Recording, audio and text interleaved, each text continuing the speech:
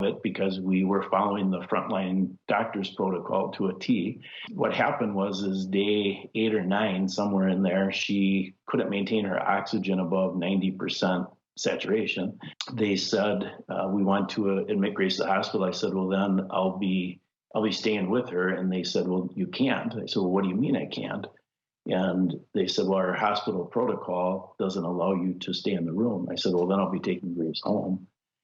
And unfortunately, they came back. I say unfortunately because Grace died, but unfortunately, they came back 2 hours later and said, well, we decided you can stay as long as you don't leave the room.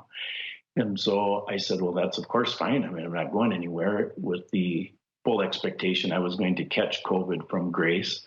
That evening, so this was the evening of October 7th, we had a little bit of an issue in that Grace was starting to get frustrated with the high flow nasal cannula. They put this cannula on her that was shooting air up her nostrils at a high rate of pressure, and she didn't want that. So then I worked with the nurses and the respiratory therapists on getting a BiPAP map to fix that problem. And ultimately it took about 3.5 hours on and off, and we finally got it situated.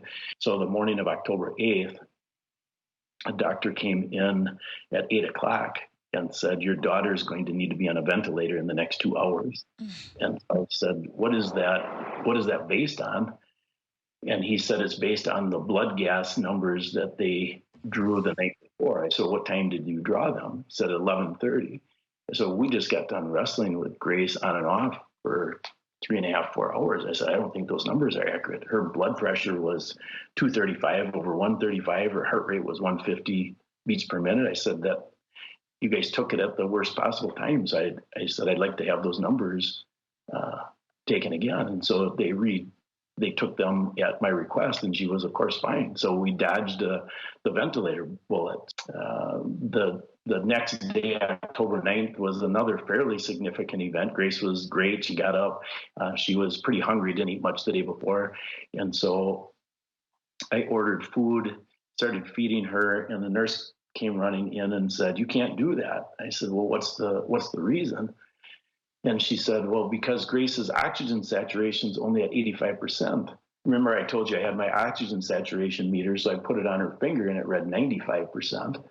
So I called the nurse in. I said, is my meter accurate? She said, yes. I said, well, why is my $50 meter more accurate than your $50,000 meter? And she said, well, the leads get sweaty. And so these type of things happen. I said, wow.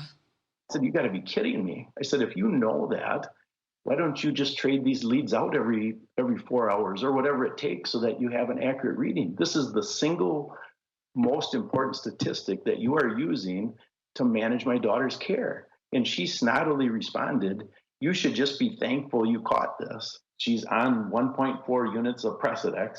They give her 2 doses of lorazepam 3 minutes apart. I mean, it had to be a mistake, I'm guessing. I don't know. Then at 6:15, they give her 2 milligrams of morphine as a IV push, which means they gave it to her instantly, not as a drip. The morphine package insert is so condemning to what they did. It says to not do this specifically. Don't combine it with Precedex or lorazepam because it causes death. Jessica's in the room as the advocate. At 7:20, she calls us panicking because Grace's numbers are just dropping. And so my wife and I are, on FaceTime saying, get the nurses in. She said, Dad, I can't get them in. They won't come in. So now we're hollering, save our daughter. And they holler back, she's DNR, do not resuscitate. That's the first we know she's sick. DNR. This is so sick. So, ultimately 7 minutes go by. We watched Grace die on FaceTime at 7:27 that evening.